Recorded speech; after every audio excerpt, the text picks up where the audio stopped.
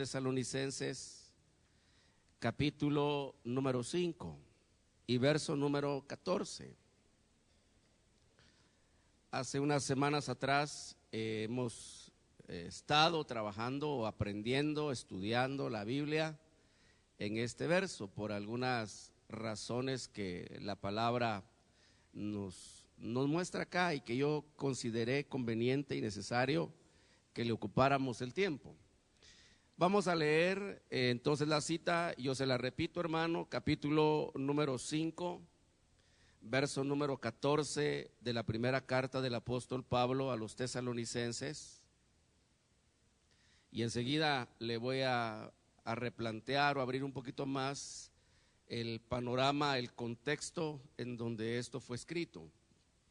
Dice el verso 14: y os exhortamos, hermanos, a que amonestéis a los indisciplinados, animéis a los desalentados, sostengáis a los débiles y seáis pacientes con todos. Esta instrucción del apóstol Pablo, hermano, este hombre de Dios, inspirado por el Espíritu Santo de Dios, escribe esta instrucción en el contexto de una de las verdades fundamentales de la doctrina cristiana evangélica. Lamentablemente hoy en día es una verdad muy atacada, muy desdibujada, muy blasfemada y en algunos casos incluso hasta ridiculizada por algunos que dicen llamarse siervos de Dios, entre comillas. Y es la doctrina de la segunda venida de Cristo. Hermano, independientemente del grado de entendimiento que logremos desarrollar, independientemente del grado de conocimiento que podamos desarrollar, el Señor Jesucristo prometió que iba a volver y el Señor volverá. Esa es una verdad. Acá, hermano, eso es doctrina. Y quisiera, para dejarle fundamento, que usted me acompañe al libro de los Hechos. Luego quizá regresamos, sí vamos a regresar a este pasaje, pero vamos a ir al libro de los Hechos, en el capítulo número 1, a partir del verso número 6. Solamente quiero poner la base escritural a la doctrina, para que no cometamos el error de aprender o de caminar en conocimiento sobre algo que no tenga sustento bíblico. Porque, hermano, de estos días y lo que se está viviendo y algunas otras cosas que vendrán dentro de cierto plazo de tiempo, usted va a necesitar, hermano, dos cosas muy importantes. Número 1, conocer las Sagradas Escrituras. Oiga, ¿cómo le digo? Conocerlas. Pero usted sabe que para conocerlas hay que intimar, hay que sumergirse en ellas.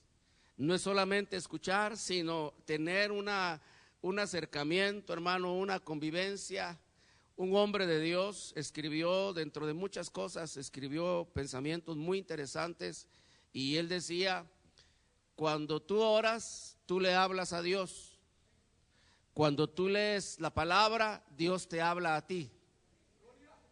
Y así es, hermano. Cuando usted lee la Biblia, usted está oyendo al Señor que le está hablando. Por esa razón, cuando uno hace algunas veces alguna alusión a lo que ha leído, dice: Dios me habló, ¿o no usa usted esa expresión? ¿Y cómo le habló Dios? Usted leyó la Biblia y leyó que decía: ya no seas necio. Dios le habló. Un ejemplo nada más, no para que se enoje, solo es un ejemplo.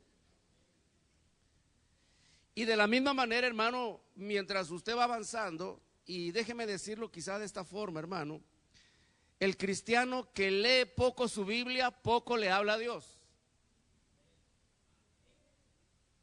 No hay para dónde.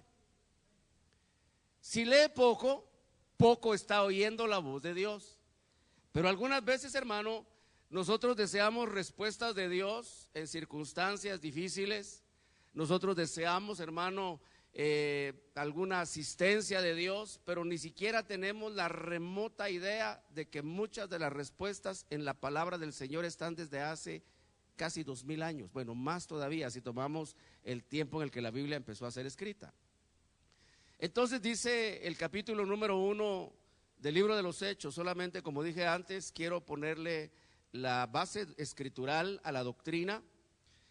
Y le decía, porque usted va a necesitar saber palabra de Dios, va a necesitar estar lleno del Espíritu Santo de Dios, hermano, para soportar lo que viene. El umbral de los eventos finales se está acercando muy fuertemente a una velocidad vertiginosa. No sé si el martes o el domingo pasado, pero yo le decía, hermano, en función de todo lo que uno ve y cómo se están acomodando los acontecimientos, creo que fue el martes, le decía a los jóvenes, probablemente no les va a dar tiempo de casarse. Y yo espero que eso no los deprima, ¿verdad? Sino que sea más fuerte en su corazón el deseo de lo que Dios quiere hacer. Y yo creo que las hermanas, porque no solo son señoras, sino jovencitas que estuvieron ayer en el retiro, tienen testimonio, hermano, de eso que Dios está haciendo, preparándonos para nuestro encuentro con Cristo. ¿De qué Él está haciendo ese trabajo? Entonces dice el verso 6, entonces los que estaban reunidos le preguntaban diciendo, Señor, ¿restaurarás en este tiempo el reino de Israel? Hermano, el hombre siempre ha querido conocer los plazos de tiempo. Esa no es una inquietud solamente nuestra, no es un cuento viejo esto. Luego dice el verso 7, y Él les dijo, no os corresponde a vosotros saber los tiempos ni las épocas que el Padre ha fijado con su propia autoridad. Pero recibiréis poder cuando el Espíritu Santo venga sobre vosotros y me seréis testigos en Jerusalén, en Judea, Samaria y hasta los confines de la tierra. Verso 9, eso lo vamos a leer en la proyección, 9, 10 y 11. Porque hermano, fíjese que estos hombres tenían una inquietud, la inquietud que tenemos la mayoría. ¿Qué futuro nos espera? Hay algunos hermanos que todavía están esperando que se levante una generación de vencedores y victoriosos. Yo leo la Biblia, oiga, leo la Biblia y me doy cuenta que el futuro que nos espera no es de ninguna generación victoriosa, sino de una iglesia apóstata. Entonces, alguien está mal ubicado en esto. Y definitivamente que no es la palabra de Dios. Hermano, aún los jóvenes hoy en día tienen que estar expuestos, dispuestos a que Dios trabaje y transforme sus vidas desde lo más profundo de su corazón. Algunas veces pensamos que los jóvenes no tienen necesidad de ciertas ministraciones, pero no, estamos equivocados. Yo se lo he dicho algunas otras veces. Hermano, los niñitos desde que nacen ya son pequeños saquitos de contaminaciones ancestrales, que solo es asunto de tiempo para que se les empiece a manifestar. Sí, son lindos los bebés, hermano. Yo tengo 2 nietos y son preciosos y los amo con el alma, pero cada que puedo los ministro y oro por ellos y desato de sobre sus vidas, hermano, toda contaminación, toda persecución del diablo. Porque con lo lindos que están, yo sé que son pequeños saquitos de contaminaciones que solo es asunto de tiempo, para que así como a usted y a mí un día se nos salió, a ellos también se les va a salir, hermano. Gran poder de Dios, gloria a Dios por el gran poder de Dios, hermano. Pero es importante, hermano, que tengamos eso muy consciente. Mire, yo he sido, hermano, que ahora ya, todavía lo sigo haciendo, pero he sido consejero de jóvenes por 28 años. Y he visto, hermano, y conozco todos los recovecos de las etapas de transición, los tiempos de transición, las descargas de contaminaciones ancestrales, en qué etapas de la vida se les van manifestando más, y eso me ha servido mucho para orientarlos. Por supuesto a los que se dejan orientar, porque hay algunos que prefieren aprender por cuenta propia, ¿verdad? Con sus propios somatones, pero eso ya es un asunto personal, hermano. Falta de instrucción no ha sido. Y entonces, hermano, ¿cómo decirlo? Ese es un trabajo que nosotros tenemos que hacer. Y se lo digo porque cuando vemos la expectativa del tiempo que se está acercando, hermano, hoy en día, fíjese que hace algunos años atrás, los jóvenes perdían su inocencia alrededor de los 12 años. Luego ese umbral se corrió a los 10 años. Luego el umbral, hermano, se corrió a los 8 años. Hoy me he encontrado, hermano, con casos de niños de 4 y 5 años que ya perdieron su inocencia. Yo sé de lo que le estoy hablando. Yo sé de lo que le estoy diciendo, hermano. Por eso no podemos echarnos a dormir en las cenizas, sino, hermano, estar despiertos. El mundo se ha corrompido. El mundo está lleno de maldad. Y he orado y le digo a los jovencitos cuando planifican tener sus hijos, órenle a Dios, bendigan su simiente, bendigan su vientre, para que eso esté lo más limpio posible para lo que se va a engendrar. Dice la Biblia, hermano, aquellos hombres querían saber acerca del futuro cercano. Dijo, Señor, y llegó la hora que todo esto se ponga bonito. Llegó el momento, Señor, que la vida se arregle, que todo sea justicia, que todo sea paz, que todo sea tranquilidad. Y les dijo el Señor, a ustedes no les corresponde saber lo que ha decidido Dios. Pero luego mire esto, en el verso 9. Después de haber dicho estas cosas, estamos leyendo la continuidad de lo que leímos antes.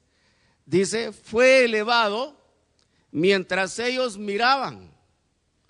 Y una nube lo recibió y le ocultó de sus ojos. Es decir, Jesús no desapareció, sino que Jesús se fue elevando. Probablemente mientras él hablaba, los discípulos quizás atentos a lo que estaba diciendo y empiezan a percatarse que Jesús empieza a separarse del suelo. Ah, sí, hermano, yo vi un mago en la tele hacer eso. Eso es del diablo. Porque el diablo es un imitador. Y no es que tengan poder para hacerlo, hermano. Por eso le digo, mire, hermano, la iglesia está a punto de empezar a ver cosas terribles, espantosas. La serpiente de Dios contra las serpientes de Faraón. Una batalla espiritual de poderes, hermano, como no se ha visto antes. Y nosotros estamos en el medio, hermano, espero yo, no todavía con el dilema de a quién servimos. Como aquel pueblo al cual el profeta le dijo, ya suficiente has estado así, vacilando entre dos pensamientos. Si el Señor es Dios, sírvele.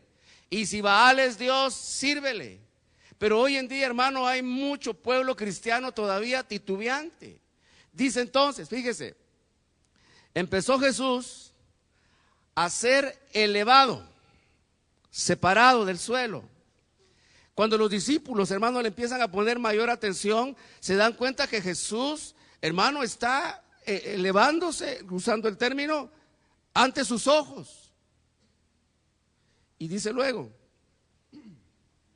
le recibió una nube y le ocultó de sus ojos. Como todavía no habían iPhones, no tomaron el videíto, hermano. Dice el verso 10. Y estando mirando fijamente al cielo, mientras él ascendía, se puede usted imaginar la perplejidad. Ellos creyeron que Jesús iba a instaurar el reino ya inmediatamente. Ellos pensaron, ya la otra semana tenemos hueso. Ya, porque les había dicho, ustedes se van a sentar en tronos para juzgar a Israel. Hermano, ellos ya se hacían gobernando a Israel y gobernando a las naciones, que es el esquema como será gobernado el mundo. Ellos pensaron, hermano, que ya dentro de poco ellos iban a ocupar su puesto o su trono, porque son literalmente tronos.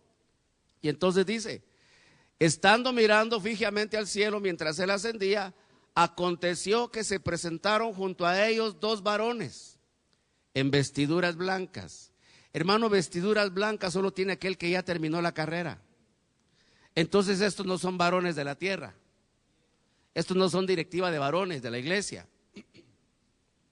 Estos son dos personajes sobrenaturales. ¿Me explico?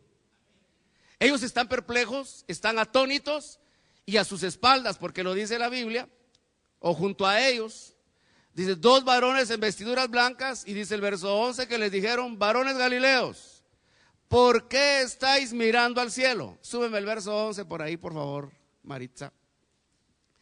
Este Jesús, si quiere eliminemos la bastardía, este Jesús que ha sido tomado de vosotros al cielo, vendrá de la misma manera, tal como le habéis visto ir al cielo. Esta es una promesa de Dios, que así como se fue, Él volverá, que así como se fue, Él regresará, y cuando Él regrese, los que estemos, hermano, en las condiciones apropiadas y adecuadas, haremos el mismo viaje que Él hizo. Empezaremos a desprendernos del suelo, empezaremos a levantarnos, hermano, a cobrar altura, para juntarnos con Él en el aire. Hermano, cuando Jesús venga no va a poner su pie en la tierra, nos va a esperar allá arriba. Pero ya se habrá dado un trabajo profuso de ministración, hermano, por supuesto, en los que estén buscando de Dios.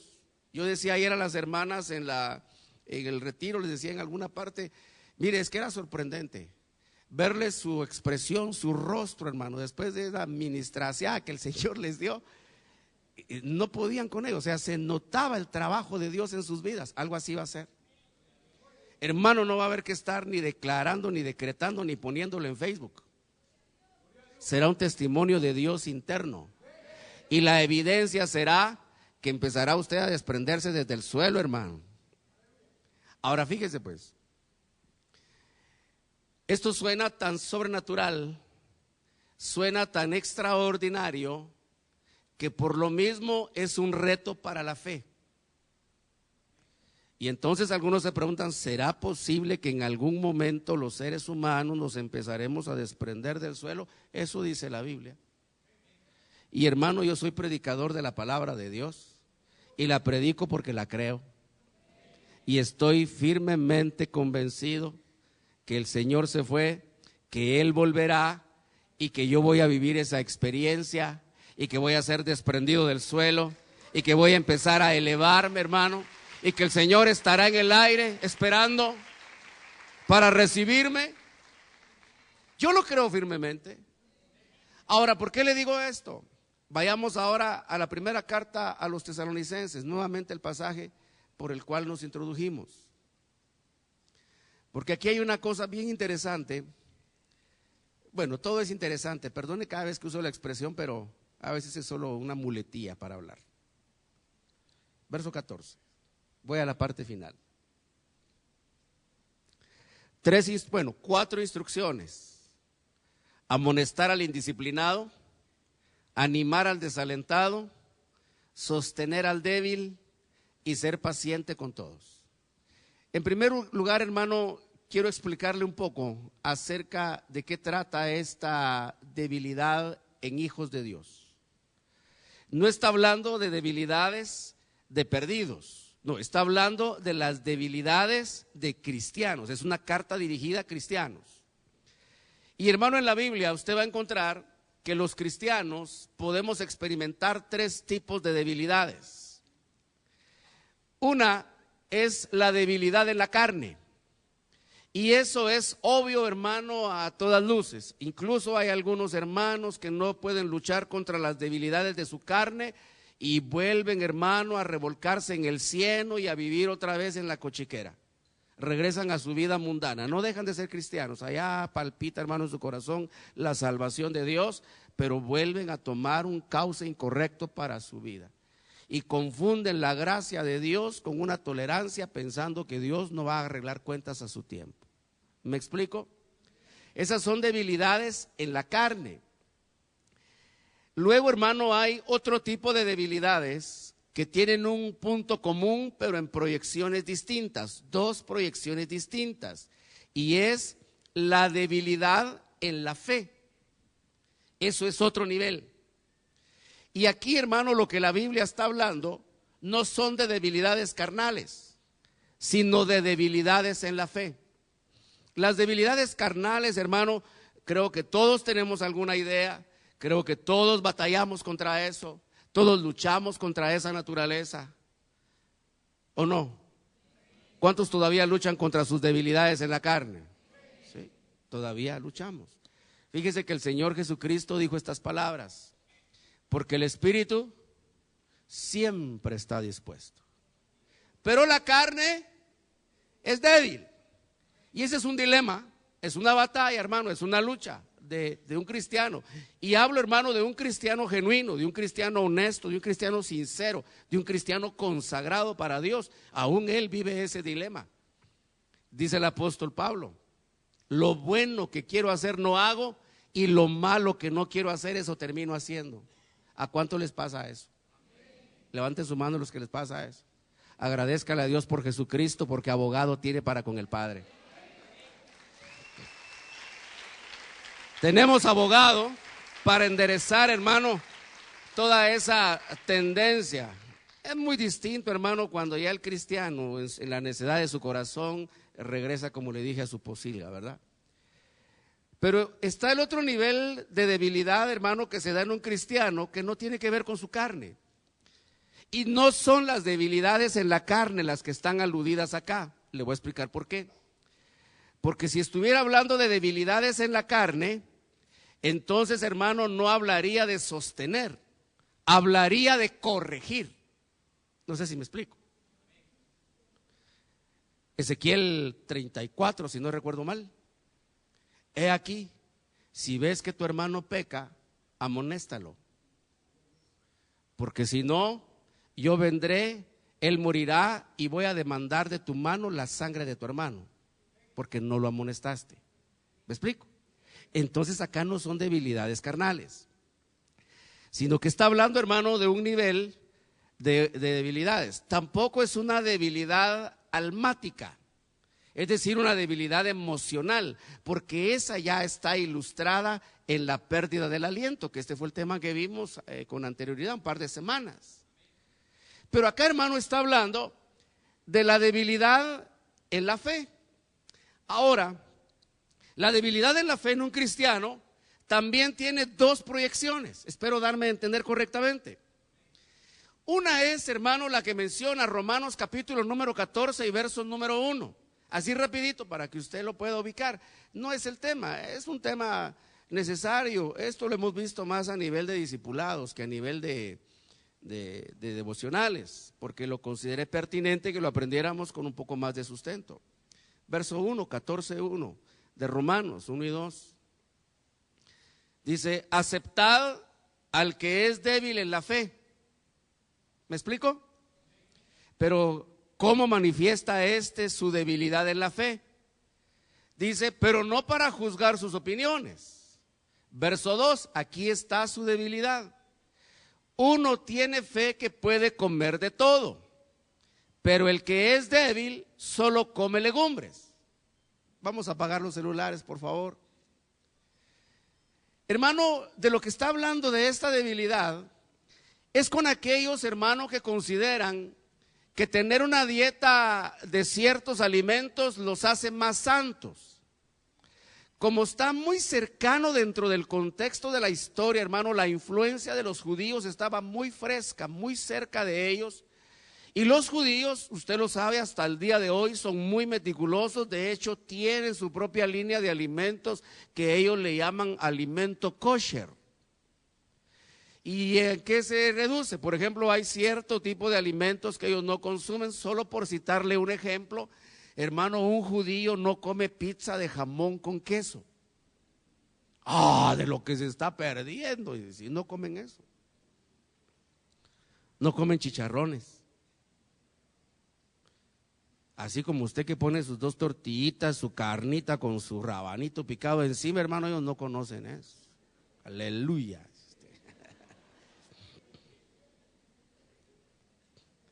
Porque consideran que hay alimentos que contaminan. La organización católico romana hace muchos años atrás prohibía ciertos días de cierta época del año comer ciertos alimentos. Ahora eso ha quedado incluso en desuso, ¿verdad? Decía, no, muy puntualmente, los viernes de Cuaresma no se come carne.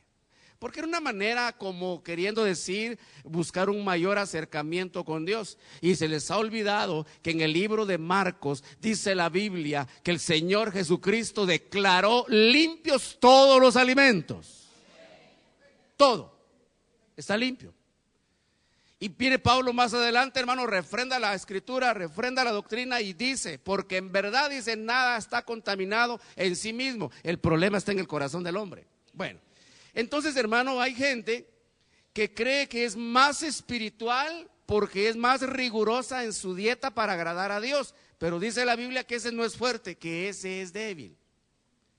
Y esto, hermano, tiene que ver con aquella gente que se cree que es más santa que los demás, y señala y juzga y condena las deficiencias de los demás porque se cree superior y pareciera que es superior espiritualmente. La Biblia dice que ese es el débil en la fe.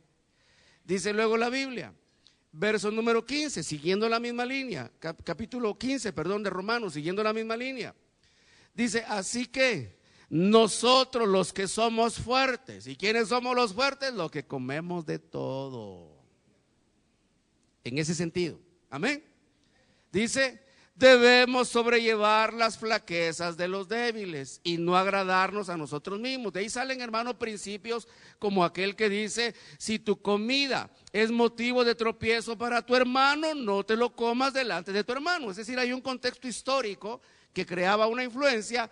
Y entonces estos hermanos entraban en choque con su fe y se debilitaban, decían, no, porque para agradar a Dios no hay que comer esto, no hay que comer lo otro. Y miraban a los hermanos que sí comían y se debilitaban ellos y se consideraban superiores. Bueno, ese es un tema, hermano, es todo un tema, es una enseñanza, pero yo solamente se lo quería mencionar para poder hacer la separación en lo que me interesa. Regresemos al 5:14 Tesalonicenses. ¿Me he logrado dar a entender hasta acá, hermano? Bueno. Entremos entonces al punto. Verso 14, capítulo 5, primera carta a los tesalonicenses. ¿De qué debilidad entonces está hablando Pablo acá, hermano?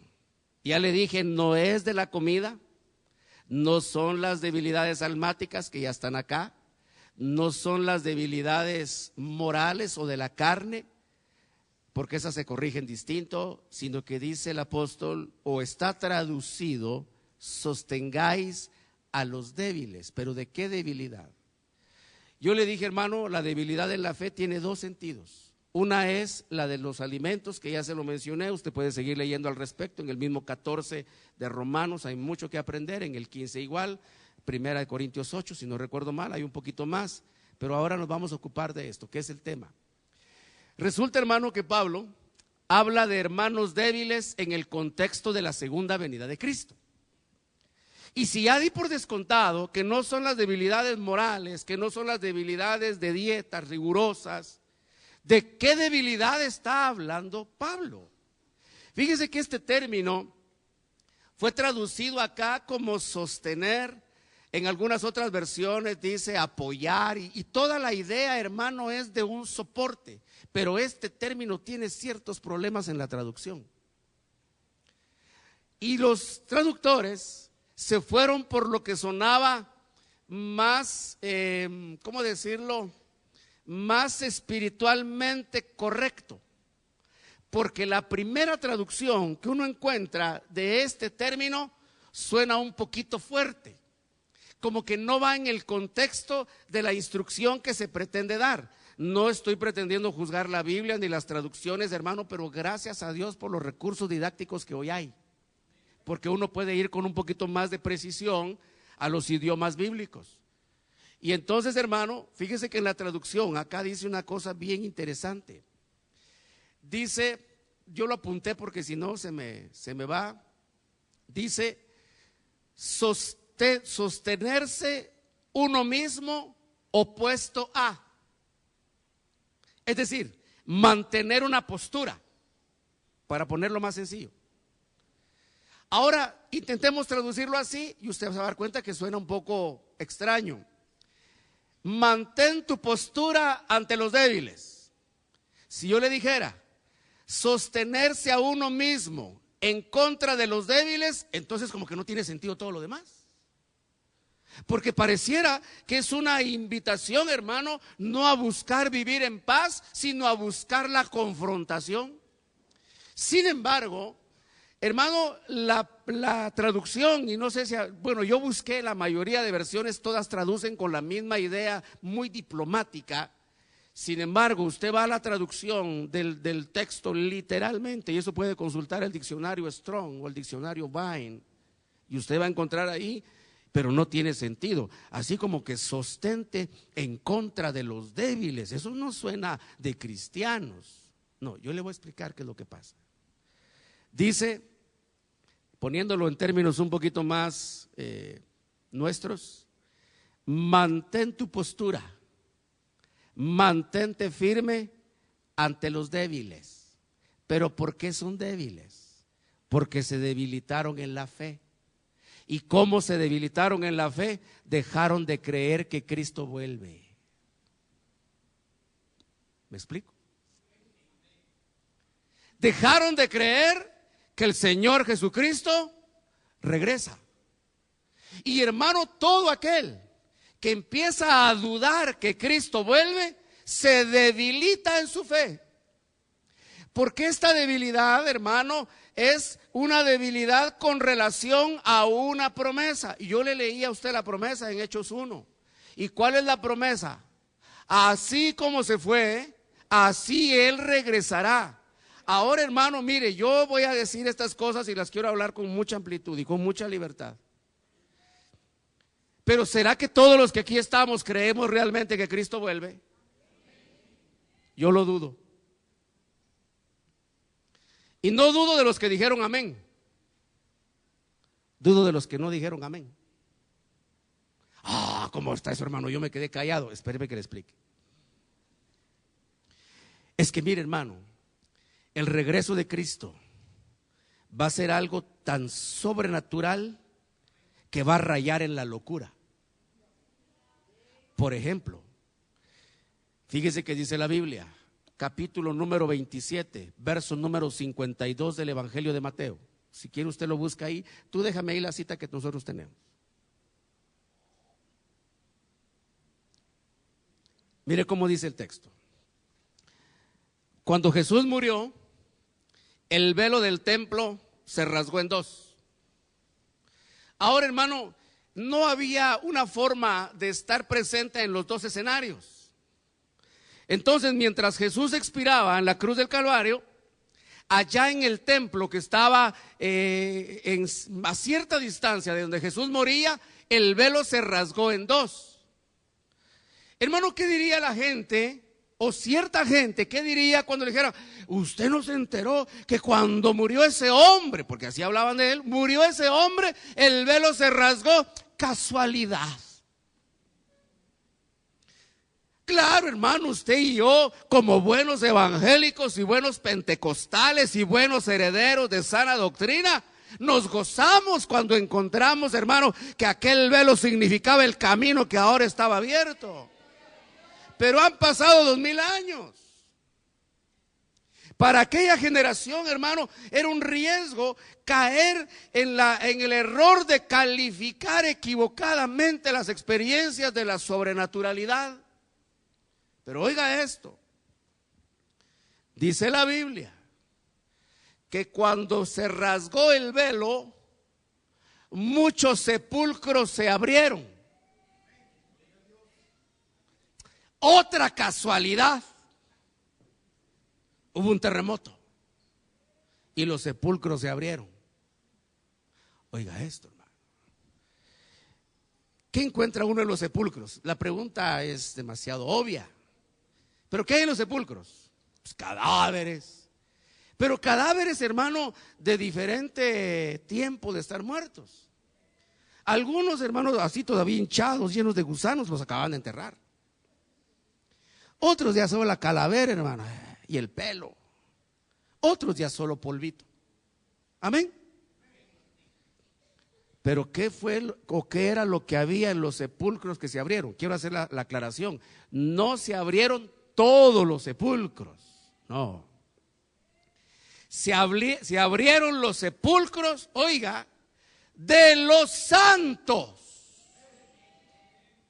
Es decir, los judíos que habían muerto en santidad delante de Dios, no lo de los judíos impíos. Por eso, hermano, hasta para ir al panteón hay que saber cómo ir. ¿Me doy a entender? Mire, estos son días, hermano, que uno debe estar más preparado para morir que para vivir. Sí. Ay, no, si yo soy patojo. Ay, quién sabe, hermano. Y quizá mañana estamos tomando café. ¿Sí o no? Y mire, yo con estas verdades golpeo la conciencia de los jóvenes. Y bendigo a Dios porque he encontrado en ellos una respuesta muy bonita para buscar más de Dios. Eso me bendice. Ahora fíjese pues. Bueno, no tengo la cita, usted la está leyendo. Resulta, hermano, que cuando se abren los sepulcros, hay cuerpos pero no están en descomposición. Amén. Están integrados. Otra casualidad. De plano que tiene que ver con la composición del suelo, la atmósfera, no era un ambiente tan contaminado, no había un agujero en la capa de ozono y la ciencia, ¿verdad? Y entonces eso provocó que estuvieran los cuerpos integrados. Pero dice la Biblia que cuando Jesús resucitó, ellos se levantaron de los sepulcros. Eso sí, ya no lo creo. ¿Me explico, hermano? Y dice la Biblia que entraron en la ciudad santa, pero no entraron así como aquel ex morenito que se murió por drogadicto, que caminaba para atrás. No salió, hermano, como ese su famoso video donde yo creo que se consagró para el diablo, botando un brazo, con un ojo que se le sale. No caminaron así, hermano, caminaron como seres vivos. Pero eso no fue todo. Llegaron a las casas y tocaron la puerta. Dame mi pierna y te doy tu guacal. No.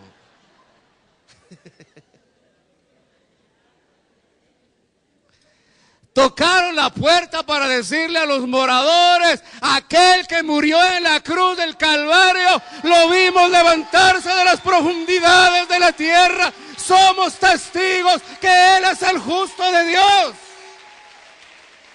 Y a su nombre. Por eso, hermano, mire, yo le decía la experiencia, le contaba. Hace poco tiempo, hermano, Gertrudis estaba gozando con nosotros acá. Y ya se fue. ¿Quién será el siguiente, hermano? Déjeme ver lentamente.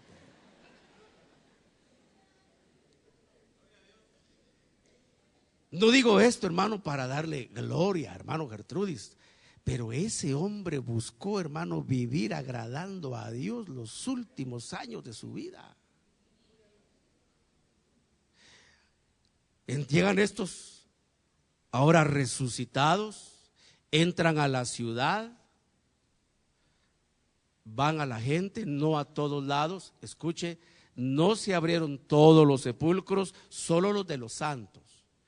Entonces, hermano, el día que Cristo vuelva, se van a abrir sepulcros, pero no los de todos los evangélicos, solo los de los evangélicos santos. Ay, gloria a Dios que yo soy santo. Mejor examine su corazón. Porque no es santo porque tiene la capacidad de darle palo a todos los demás criticando sus errores. Así como aquellos que dicen: ah, yo por eso no entro a las iglesias evangélicas, puros hipócritas. Ay, dicen, hermano. Y es verdad. Pero en restauración estamos en un trabajo profuso del Espíritu Santo de Dios, cambiando nuestra naturaleza. ¿Me doy a entender, hermano? Entonces, fíjese pues, cuando Cristo vuelva, va a haber mucha sobrenaturalidad, pero difícil de creer. Y yo le pido a Dios, hermano, que usted no se vaya a debilitar en su fe. Le voy a poner el ejemplo y luego voy al texto. Carta a los Romanos, capítulo número 4. Hermano, esta será la evidencia, esta será, qué decir en la administración. ¿Me he logrado explicar hasta acá, hermano? Usted lee desde el verso 13 y dice la Biblia que Dios le había ofrecido o le había hecho ciertas promesas a Abraham. Amén. Ahí está en el verso número 13. Ahí por lo menos la Biblia recoge dos promesas literales y unas dos o tres que están sobreentendidas en lo que se está diciendo. Bueno, cuando la Biblia narra que el Señor, hermano, le hablaba a Abraham y le hablaba con una seguridad de las cosas que le iban a suceder, y un día, hermano, con todo el derecho del mundo, y Dios no se enoja por eso, porque es un Dios clemente y compasivo, y que sabe de qué estamos hechos nosotros, y sabe cuál es nuestra naturaleza, y nos entiende, y nos aguanta, y nos soporta, porque Dios nos soporta. Hermano, Abraham se enojó y le dijo: Señor, tú me has dicho que me vas a dar esto y lo otro y aquello y allá, pero ya te diste cuenta que no tengo hijos. Ay, dijo Dios, te tenía una noticia, era una sorpresa. No, si vas a tener un hijo. Hermano, Dios tiene todo perfectamente preparado y planificado. ¿Me explico? Y entonces ya dijo Abraham: ah, bueno, dijo, pues así, pues sí, ¿verdad? La cosa está bien. Pero resulta, hermano, que Dios esperó hasta que Abraham se puso bien viejo. Nadie se va a ofender. ¿Me explico? No le dijo: si vas a tener un hijo. Ah, bueno, dijo, entonces sí.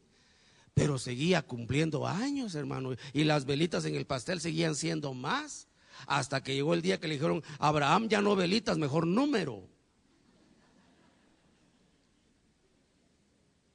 Porque, hermano, cuando uno prende ya más de 25 velitas, empieza a quemar la mano y los dedos con intentar prender. Creo que fue una muy buena idea los números. Dice la Biblia, Dios dejó que el tiempo pasara. Vayamos al punto. ¿Qué tenía Abraham en su corazón? Una promesa. La promesa que le daba sentido a todas las promesas de Dios, que tienen que estar de acuerdo al propósito de Dios. ¿Se recuerda lo que aprendimos ayer? No hay promesas aisladas, hermano. Esas son lucubraciones. Dice luego la Biblia, en el verso número, bueno, ahí viene todo el discurso. Yo debo avanzar por el bueno, leamos el 16. Dice: por eso es por fe, para que esté de acuerdo con la gracia, a fin de que la promesa sea firme para toda la posteridad. Mire, pues aquel hombre tenía una promesa que era para toda la posteridad, no solo para él ni su casa. Y esa promesa nos ha alcanzado a nosotros. Dice luego en el verso número 17, esto es bien tremendo. Como está escrito: te he hecho padre de muchas naciones, delante de aquel en quien creyó, es decir, Dios, que da vida a los muertos. Amén. ¿Se recuerda lo que vimos antes? Y llama a las cosas que no existen como si existieran. Hermano, cuando Dios tiene la disposición de humillarse y bajar al polvo y hablar con el hombre, Dios le habla al hombre como si el hombre entendiera lo que Dios está hablando, como viendo a la posteridad. Y le decía: mira, Abraham, es que esta tierra va a ser tuya, tú vas a ser dueño de toda la tierra. Y Abraham, hermano, oyendo: mira, Abraham, y vas a ver tus hijos. Le dijo: ¿puedes contar el polvo de la tierra? No, no puedo. Pues así va a ser una generación de tus hijos, como el polvo de la tierra. Oh, decía Abraham. Y mira, le dijo, como que estaba en la tienda, lo sacó. Cuenta las estrellas del cielo, ¿las puedes contar? Hermano, 100,000 millones de galaxias. ¿Cuánto es eso? Ay, saber, hermano. Yo lo que sé es que no tengo para el almuerzo de hoy.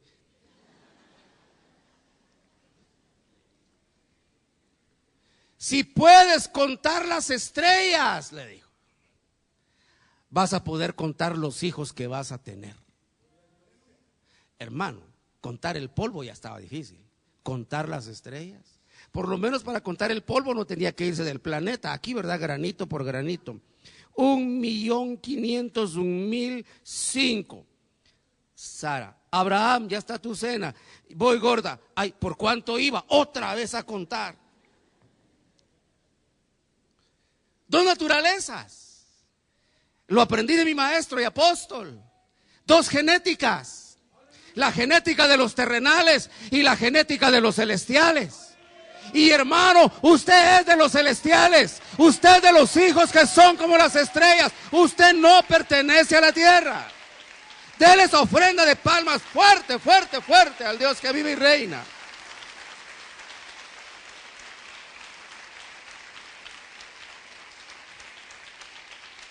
Aleluya.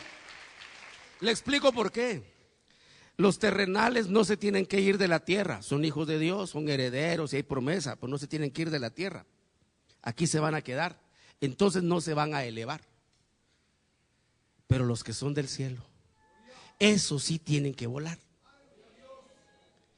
Entonces, hermano, para nosotros hay una promesa de que nosotros vamos a ser levantados de la tierra, porque no somos de la tierra.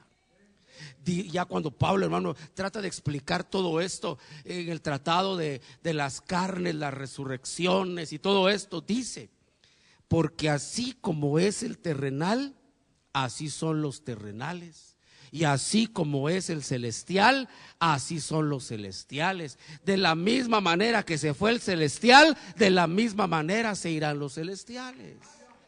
¿Me explico, hermano? Pero no todos. Solo los santos.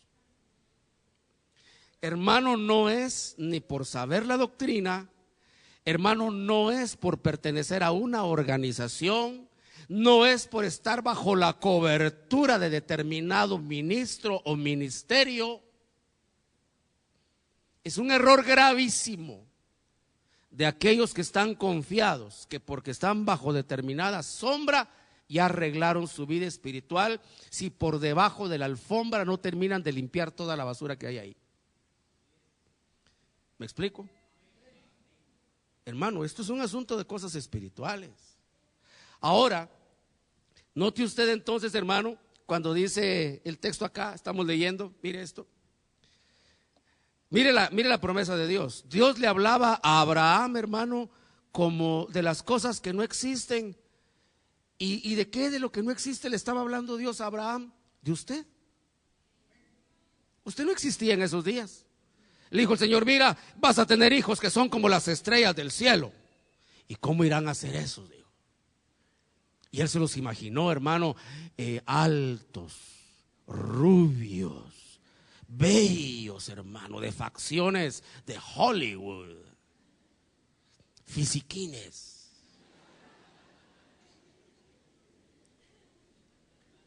No lo digo con desprecio, pero mires, hermano,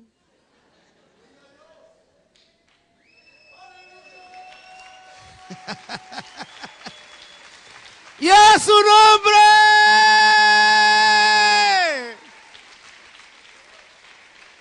Por eso, hermano, cuando usted le dice a la gente que usted es hijo de Dios, lo miran y dice: ay, Dios, qué Dios más feo el suyo, porque si usted se parece a Dios, como dice que todo se parece a su dueño.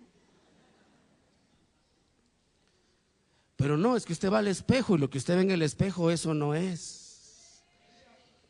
El Hijo de Dios, que es como las estrellas, está creciendo allá adentro. Está creciendo allá adentro. Allí está desarrollándose, madurando, creciendo espiritualmente. Ahora oiga esto, hermano amado, en el nombre de Jesús. Ese que está allá adentro, dice la Biblia, que anda adentro de un muerto. ¿Lo ha leído? Dice la Biblia, porque aunque el cuerpo esté muerto por causa del pecado, el espíritu está vivo por causa de la justicia. Entonces el que es como las estrellas está vivo allá adentro, pero anda caminando en un sepulcro. Entonces, cuando Cristo vuelva, si usted está vivo, ¿cuál es el sepulcro que se va a abrir? Su cuerpo. Pero si adentro no se ha desarrollado nada, hermano, va a ser como manía de pobres.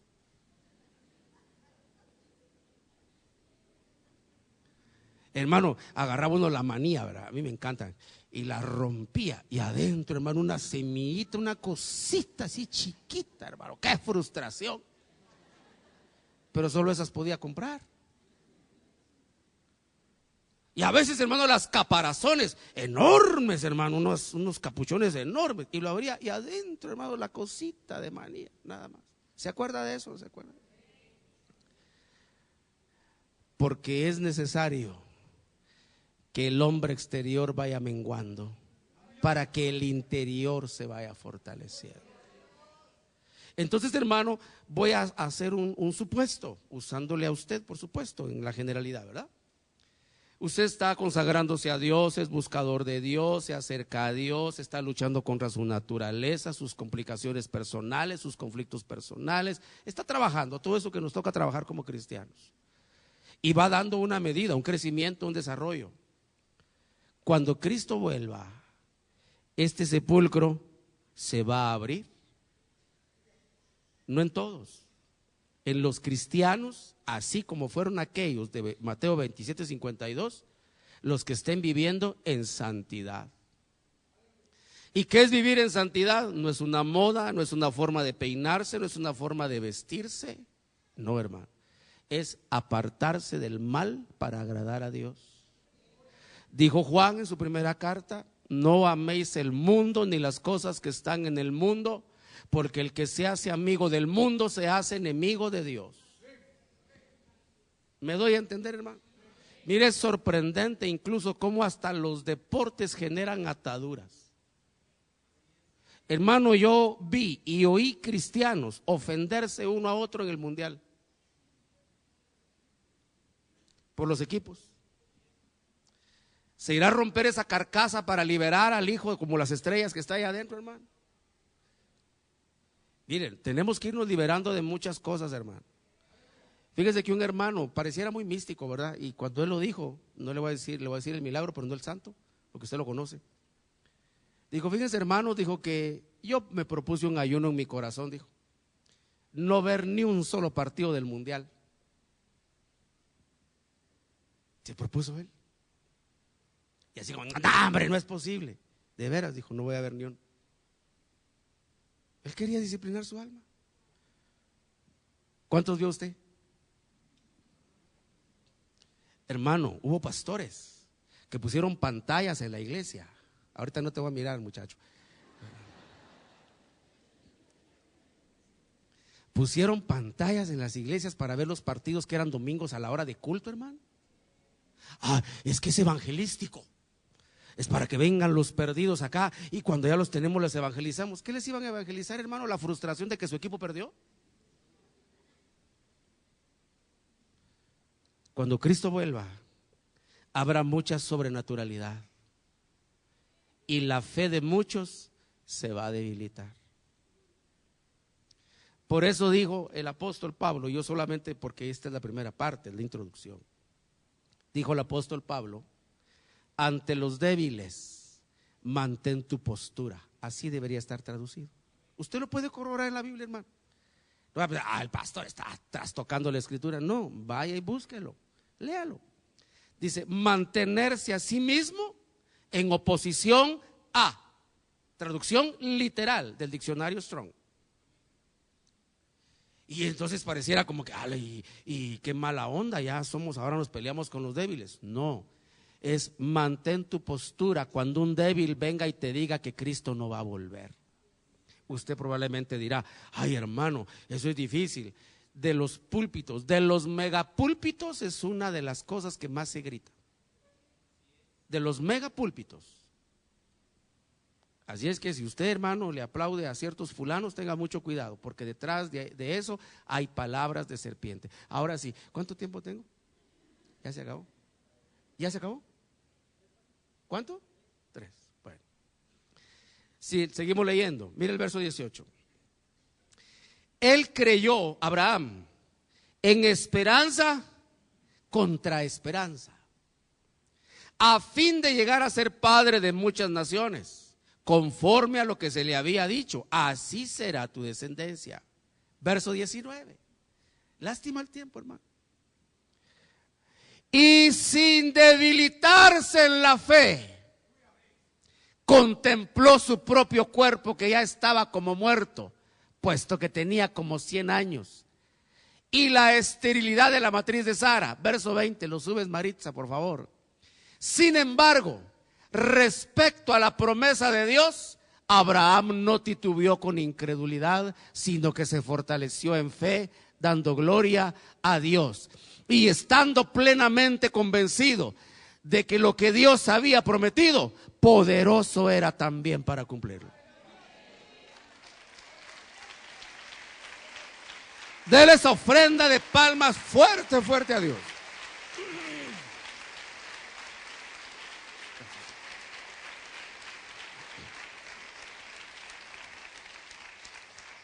Pero note, hermano, habiendo poderosas promesas, de hecho Sara, la esposa de Abraham, dudó. Cuando yo no sé, hermano, y no quiero juzgar, porque un día me los voy a encontrar y no quiero pedir perdón por eso. Pero al otro lado de la tienda estaba Sara oyendo lo que hablaba Abraham con Dios, hermano. Y cuando ella oyó que le dijo Dios a Abraham, y vas a tener un hijo, se rió. Pero no se rió de gozo. ¿Sabe de qué se rió? De incredulidad.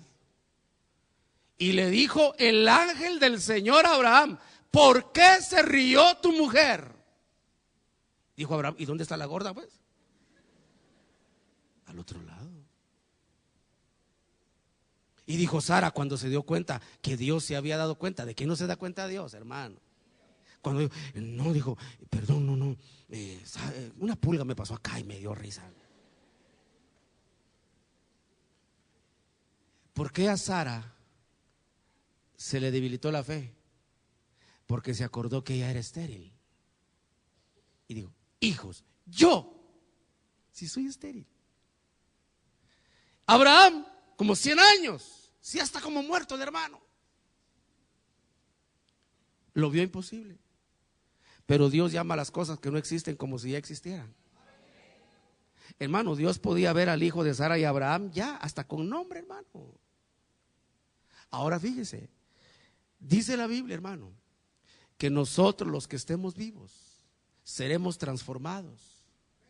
Eso quiere decir, se abre este sepulcro y lo que está adentro se manifiesta. Seremos transformados, dice, y seremos arrebatados. La idea, hermano, es algo más o menos así, mire, como un movimiento violento, como un remolino, así, una cosa rápida. La transformación. 1 Corintios 15 dice, en un átomo de tiempo, hermano, a una velocidad indescriptible. Hermano, en esa fracción de tiempo, se tenía la idea hace algunos años atrás que la velocidad máxima a la que se podía viajar era la velocidad de la luz. Y el famoso físico y matemático Albert Einstein dijo, no, se puede viajar a una mayor velocidad, y dejó los modelos matemáticos. Ahora, hermano, uno lee la Biblia y se da cuenta que de aquí al cielo los ángeles, hermano, en un santiamén cruzan la distancia.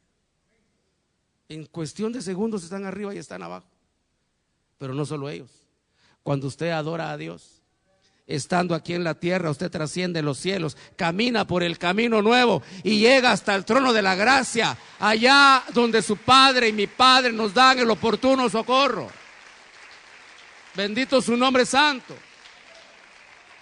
Ahora, hermano, la segunda venida de Cristo va a estar rodeada de tanta sobrenaturalidad que algunos van a titubear en su fe.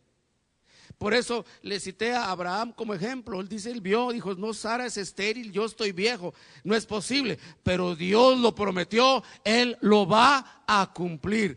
Cristo prometió que vuelve y yo lo creo. Su palabra dice que Él regresa y yo lo creo, hermano. Así como se fue, Cristo también volverá. Y no solo volverá, vendrá por los suyos. Y usted, hermano, si usted se consagra a Dios, si usted es buscador de Dios, si no se acomoda, sino despierta su espíritu para buscar de Dios, también usted se va a empezar a desprender del suelo y se va a empezar a elevar para encontrarse con su Señor en el aire. Pero el diablo lo va a intentar hacer titubear de esa promesa. Por eso vamos a ver la segunda parte la otra semana. ¿Me he dado a entender, hermano? Por favor, denle usted una ofrenda de palmas fuerte al Señor.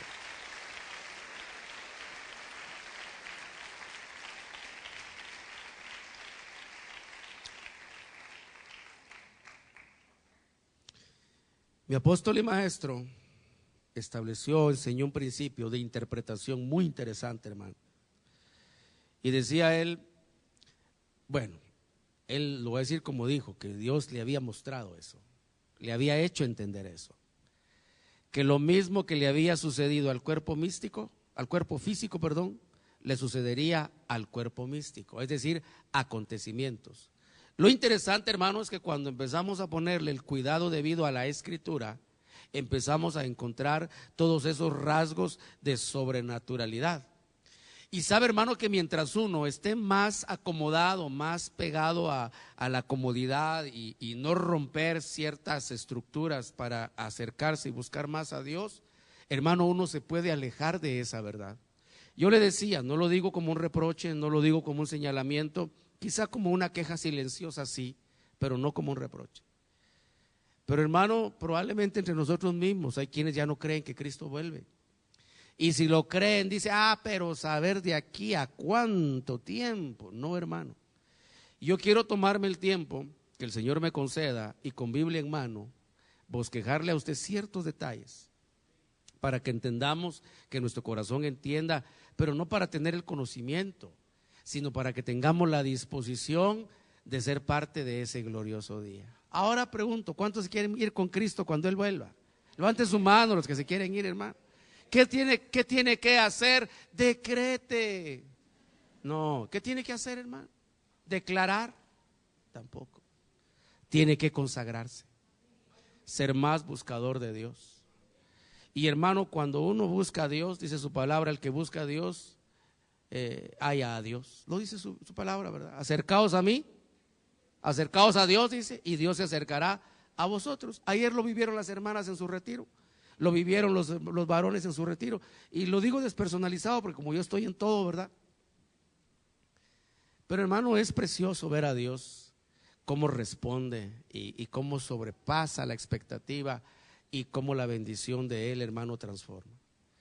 Y yo pienso, hermano, y lo digo como un pensamiento espiritual, que el Señor, hermano, nos irá metiendo en ese proceso de despojamiento de muchos intereses, de muchas cosas que nos llaman la atención todavía de este mundo. Fíjense que la palabra es bien tremenda, dice, no ames al mundo ni ames las cosas que están en el mundo. Ahora suena muy místico decirlo así, pero, hermano, ¿cuántas cosas del mundo uno ama? Póngase a pensar.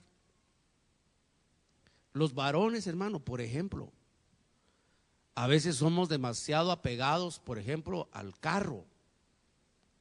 Que nadie se ponga cerca, que ni un polvito, ni una motita, hermano. Si alguien va pasando cerca de su carro y ya me lo escupió.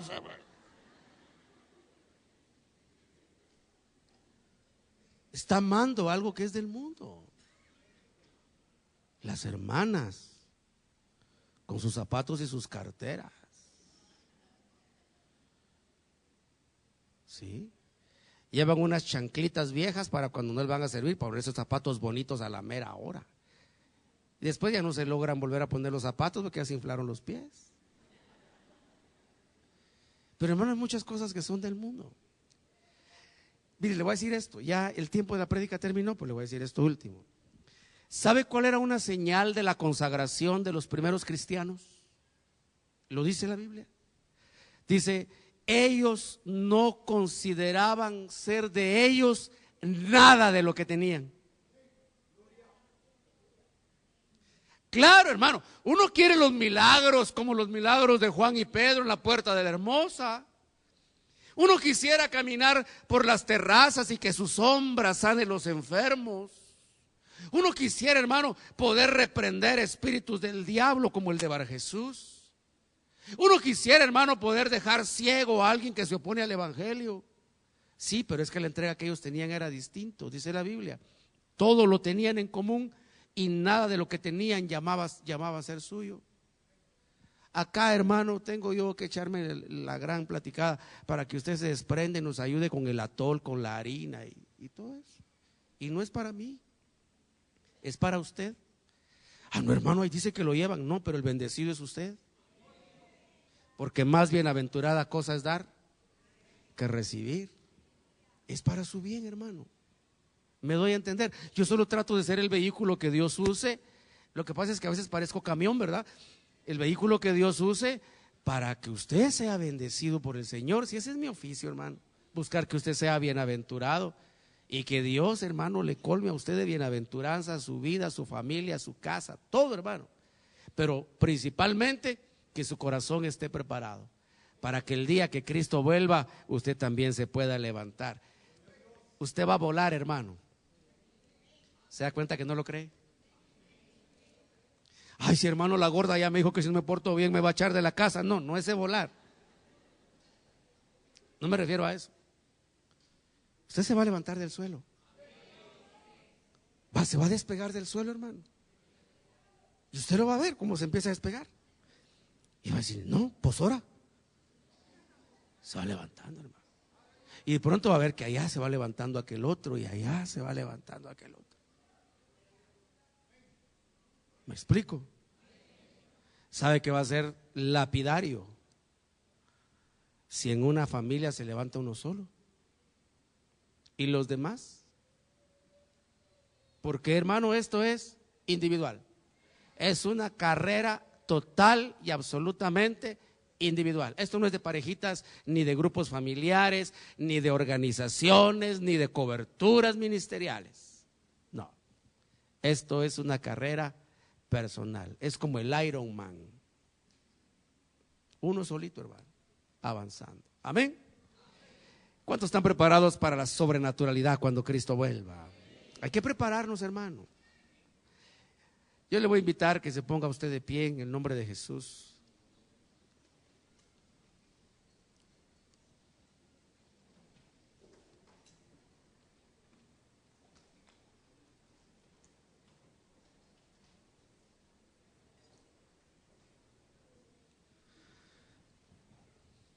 Cierre sus ojos, hermano. Una vez esté de pie, cierre sus ojos.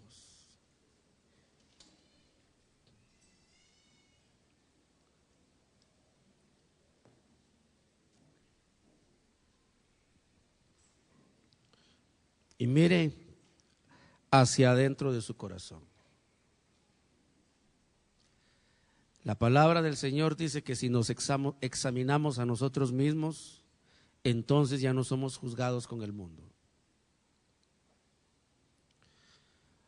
Porque al examinarse a uno mismo, hermano, uno debe, tiene que ser honesto. Porque si alguien conoce su propia realidad o la de su corazón, es uno mismo. ¿Y qué ganaríamos engañándonos a nosotros mismos si de todas maneras Dios sabe lo que está en el corazón?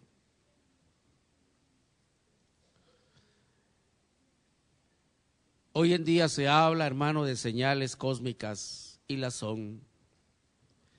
Se habla de señales en las naciones y también lo son. Se habla, hermano, de pestes que han empezado a desarrollarse sobre el planeta, que inevitablemente van a llegar muy cerca de nosotros y también lo son. Pero lo que usted y yo debemos buscar es aquello que de Dios está pasando en nuestro corazón. Porque la gloria de la que seremos vestidos no vendrá de las estrellas hacia nosotros, saldrá del interior de nuestro corazón para vestirnos a nosotros mismos.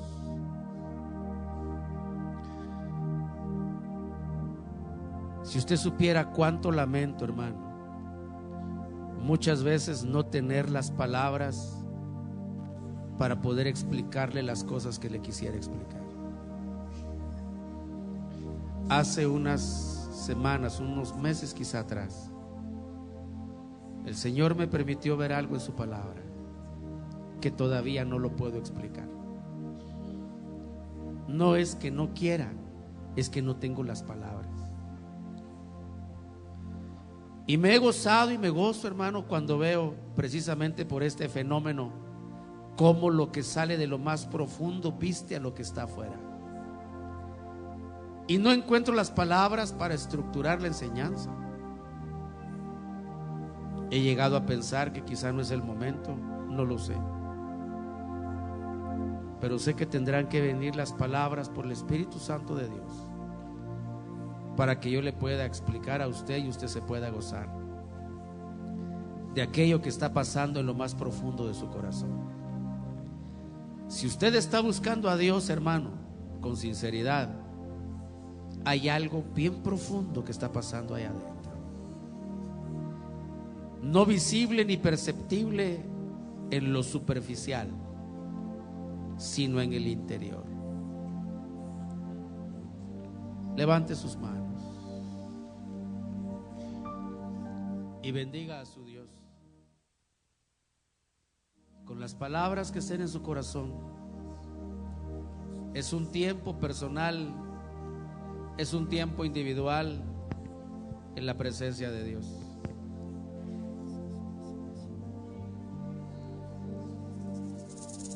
Lo que usted tenga para decir a Dios, hermano, si es gratitud, si es exaltación, si es honor, lo que sea, pero que se oiga su voz, que el Señor pueda escuchar su voz en medio de la multitud.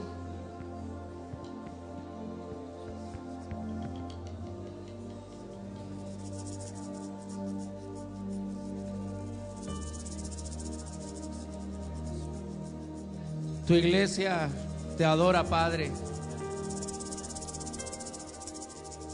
Escucha, Señor, la voz de tu iglesia. Inclina tu oído. Escucha a tu amada, Señor. Tú quieres oír su voz. Ella hoy levanta su voz.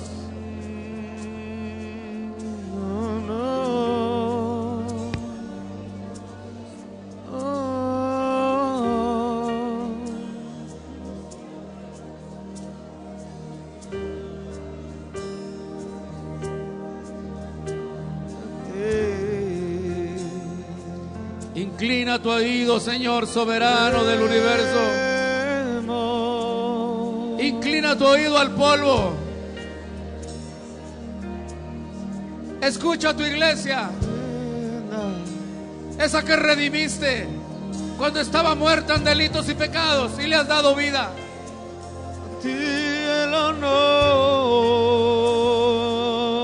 Oye, Señor, a tu santo. Escucha, Señor, a tu pueblo.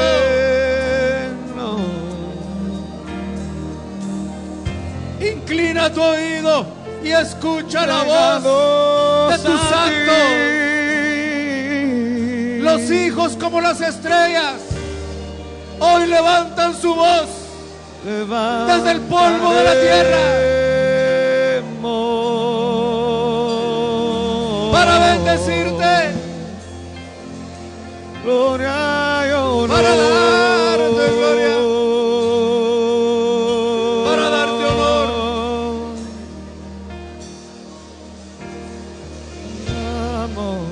Porque tú eres digno.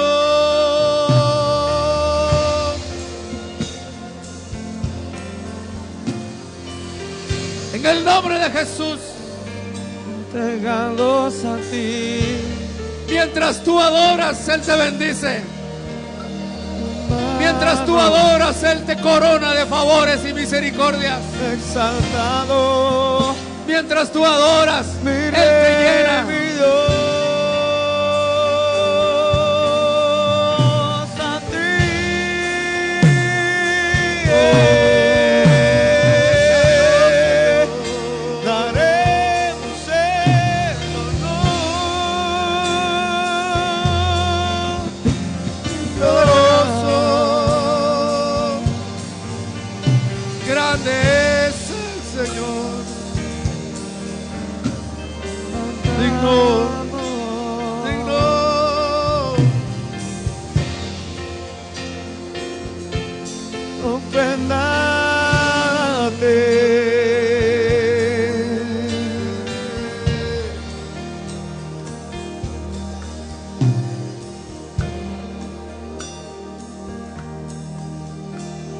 Y dime, solo dime una vez más con tus palabras, dulces palabras. Mi destino se hace claro cuando alumbras mi camino con tus palabras. Mi corazón ardiendo está por volverte a escuchar. Solo vuélvelo a decir. Sé que todo cambiará. ¿A quién iré? ¿A quién iré? Solo tú tienes palabras de vida. ¿A quién iré? ¿A quién iré? ¿A quién iré? Solo tú tienes palabras de vida. ¿A quién iré? Con tus manos levantadas dilo. Y dime, solo dime una vez más con tus palabras, dulces palabras, dulces palabras. Mi destino se hace claro cuando alumbras mi camino, con tus palabras, mi corazón ardiendo está por volverte a escuchar. Solo vuélvelo a decir. Sé que todo cambia. Dile, ¿a quién iré? ¿A quién iré? Solo tú tienes palabras de vida.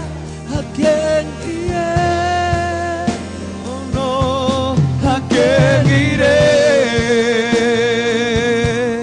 ¿A quién iré? Solo tú tienes palabras de vida. ¿A quién iré? ¿A quién iré? ¿A quién iré?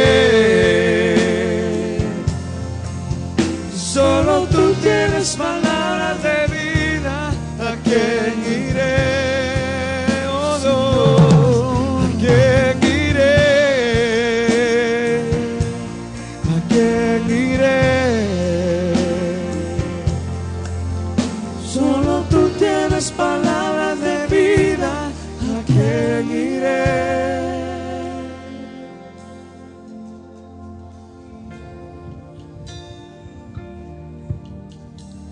Dice la palabra del Señor que un día, por causa de la doctrina, el Señor confrontó a sus discípulos y les dijo: ¿también ustedes se quieren ir?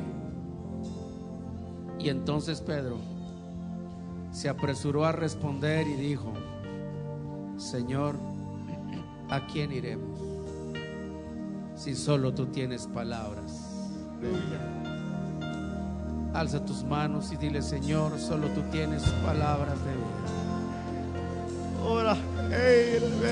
La palabra que me da vida, Señor, solo tú la tienes. Las palabras que me dan aliento, las palabras que me dan fortaleza.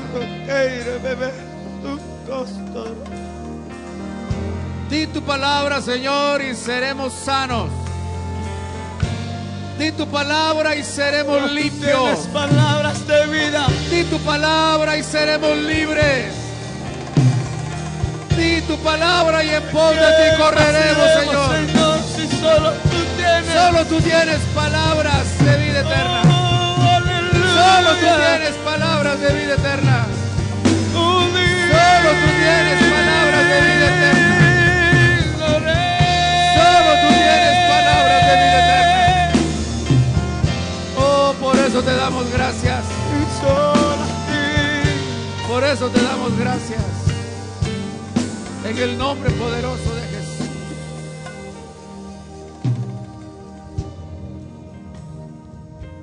Pon tu mano derecha sobre tu corazón, hermano. No puedo estar en cada lugar, pero el Espíritu de Dios sí puede estar en cada lugar y cada persona. En el nombre de Jesús, yo bendigo tu corazón. Porque la Biblia dice que con el corazón se cree. En el nombre de Jesús bendigo tu corazón, hermano, para que tu corazón no titubee con la segunda venida de Cristo. Con esa fuerza que tu corazón tiene para creer, que tú sigas creyendo la palabra de Dios. No para que seas un borrego, no para que seas un clon, no para que seas alguien sin voluntad ni criterio propio, no. Para que uses la inteligencia que Dios te ha dado para escudriñar su palabra y verifiques con su palabra que Cristo vuelve. En el nombre de Jesús yo bendigo tu corazón para que no titubee en la fe. Que seas como Abraham, el creyente, que no se debilitó en la fe y creyó en esperanza contra esperanza.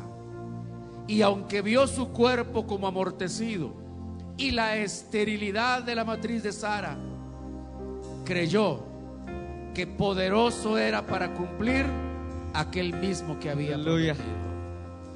Padre, en el nombre de Jesús, bendice a estos hijos tuyos. Bendice a tu pueblo, bendice a tus santos, tu iglesia.